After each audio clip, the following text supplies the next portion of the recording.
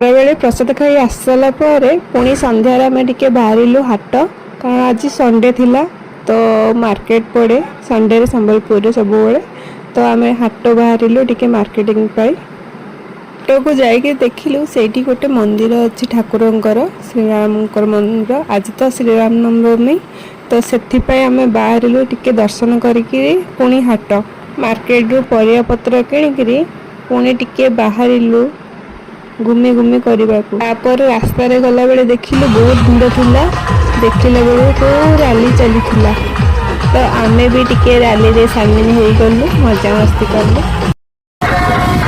जय श्री राम जय से बोलो जय श्री राम।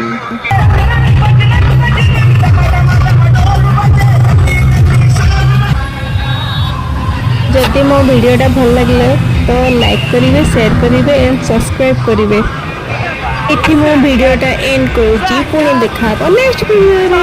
जय जगन्नाथ।